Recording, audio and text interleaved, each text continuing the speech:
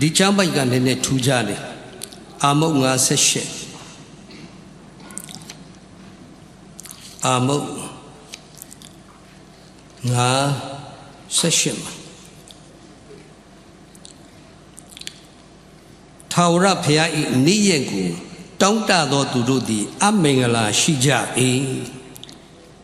ထာဝရဘုရားရဲ့နေ့ရက်ကိုတောင်းတတဲ့သူဟာအမင်္ဂလာရှိတယ်ဗျာမင်္ဂလာရှိတယ်လို့မရေးဘူးအမင်္ဂလာထာဝရဘုရားကိုလည်းတောင်းတသေးတယ်အမင်္ဂလာလည်းဖြစ်နေတယ်ဘာကြောင့်လဲစိတ်မသိဘူးလူမသိဘူးလူဟောင်းဖြစ်နေတယ်ဒါပေမဲ့ယေရှုဘုရားပြန်ကြွလာတော့မယ်ချီဆောင်ခြင်းလာတော့မယ်ဆိုပြီးတော့ဟောင်းတဲ့အချက်တွေကိုပုတ်ပြက်နေတဲ့အချက်တွေကိုမချွတ်ဖဲမပယ်ပဲနဲ့ဘုရားကိုစောင့်နေတဲ့သူအတွက်ရေးထားတာသူတို့အတွက်ကတော့အဲ့ဒီနေ့ဟာ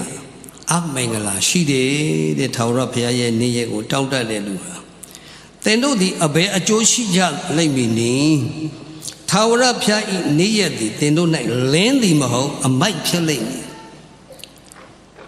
အခုနလိုပေါ့ပေါ့ပြက်ပြက်နဲ့သူလိုကိုလိုပဲအသက်ရှင်နေတဲ့သူတွေက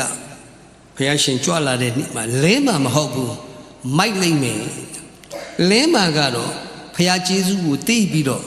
ဘုရားစကားကိုနားထောင်ပြီးတော့သဘောတည်းအသက်ကိုရပြီးတော့တရက်တွေ့တရက်ဘုရားစကားကိုနားထောင်ပြီးဘုရားဝတ်နိုင်မွေးလျော်တဲ့သူကတော့ထာဝရဘုရားရဲ့နေ့ရက်ကိုတောင်းတရင်မင်္ဂလာရှိတယ်လင်းမှာသိရတယ်ဒါကြောင့်သင်ရဲ့အသက်တာမပြောင်းလဲပဲနဲ့သဘောတည်းအသက်ကိုမရပဲနဲ့ထာဝရဘုရားရဲ့နေ့ရက်ကိုသင်တောင်းတရင်အမင်္ဂလာကိုတောင်းတတာနဲ့အတူတူပဲကိုယ့်အတွက်ကောင်းကြီးမဟုတ်ဘူးအမင်္ဂလာဖြစ်မယ်ဒါကြောင့်ကျွန်တော်တို့ဒီဟာလေးတွေကကျွန်တော်တို့ခရိယန်တွေကဒီချမ်းပိုက်ဒီလိုရေးထားတာကိုသိဖို့လိုအပ်ပါလေအဲ့လိုသိဖို့ကြတော့ကျွန်တော်တို့သင်အုပ်ဆရာတွေကအခုလိုအခွင့်ရတဲ့အခါတိုင်းမှာဖွင့်ပြရမယ်ဟောပြောရမယ်သတိပေးရမယ်ပြောင်းလဲလာမယ်သဘောတည်းကိုရဖို့ပေါ့အခုကနှစ်ဟောင်းမှလည်းအပြစ်တွေလုပ်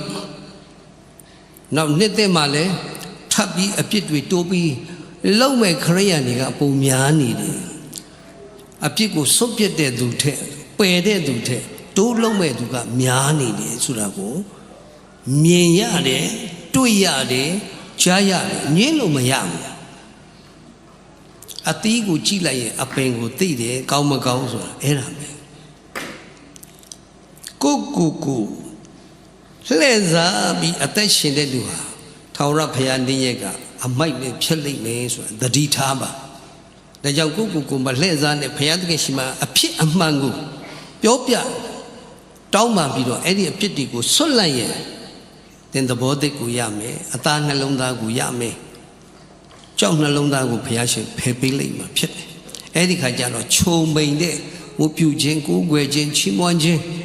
ကျွန်တော်တို့ရဲ့အသက်တာထဲမှာလိုက်လာလိမ့်မှာဖြစ်တယ်